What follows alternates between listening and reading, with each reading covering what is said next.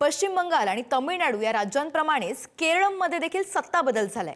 Congress UDF आघाडीनं केरळमध्ये 104 जागा जिंकल्यात, तर सध्या सत्तेत असलेल्या डाव्या पक्षांना केवळ 34 जागांवर समाधान मानावं लागलंय।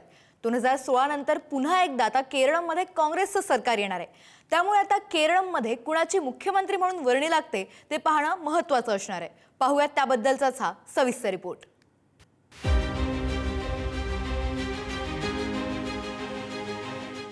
गॉड्स ओन कंट्री म्हणून ज्या राज्याची ख्याती आहे ते म्हणजे केरळ। याच केरळमध्ये निवडणुका पार पडल्या आणि काँग्रेसच्या UDF आघाडीनं डाव्यांचा जो गड होता तो नेस्तनाबूत केला।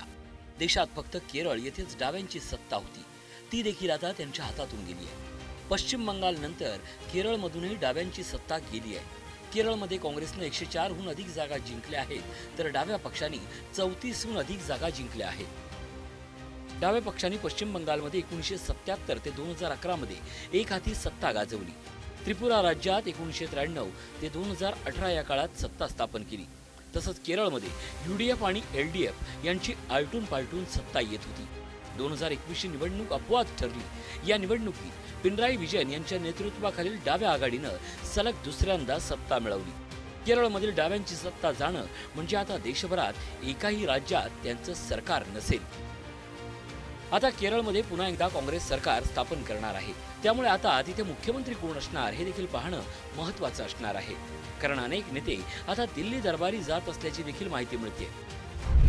KC वेणुगोपाल, चन्नीथला, V सतीशन यांच्या नावाची चर्चा। काँग्रेस आघाडीची सत्ता आल्यानंतर केरळमध्ये मुख्यमंत्री पदासाठी स्पर्धा वाढली। काँग्रेसकडे बहुमत असल्यानं दिल्ली दरबारचं महत्त्व पुन्हा वाढलं। एकीकडे KC वेणुगोपाल यांचं मुख्यमंत्री पदासाठी नाव हे अग्रेसर आहे, कारण काँग्रेसमध्ये सध्याच्या घडीला राहुल गांधी आणि सोनिया गांधी यांच्यानंतर जर कोणता नेता ताकदवर असेल तर तो म्हणजे KC वेणुगोपाल, आणि त्याचबरोबर चन्नीथला यांचं देखील नाव आघाडीवर असल्याचं बोललं जातंय। त्यामुळे दिल्ली हायकमांड कोणता निर्णय घेणार हे पाहणं देखील महत्त्वाचं असणार आहे। केरळमध्ये सत्तांतर का झालं? सलग 10 वर्ष सत्तेत असलेल्या पिनराई विजयन सरकार विरोधात लाट। घोटाळ्याच्या आरोपामुळे विजयन सरकारची प्रतिमा डागाळली। केरळमधील डाव्यांच्या मतदारांनी अन्य पर्याय स्वीकारला। काँग्रेस आघाडीचा प्रचार आणि रणनीतीमुळे डाव्यांचे गड ढासळले। सबरीमाला प्रकरणावरील भूमिका आणि स्थानिक मुद्दे डाव्यांविरोधात गेले। आता पाहायला महत्त्वाचं असणार आहे की पश्चिम बंगाल, आसाम, तामिळनाडू आणि पुदुच्चेरी येथे पराभव झाला, पण केरळमध्ये सत्ता आल्यामुळे काँग्रेसची पुढील वाटचाल कशी असणार आहे। पुढच्या वर्षी देखील अनेक राज्यांच्या निवडणुका आहेत। जर काँग्रेसची अशीच परिस्थिती राहिली तर काँग्रेसची पुढची देखील वाट बिकट असणार आहे। पद्मेश पवार, पुढारी न्यूज, मुंबई।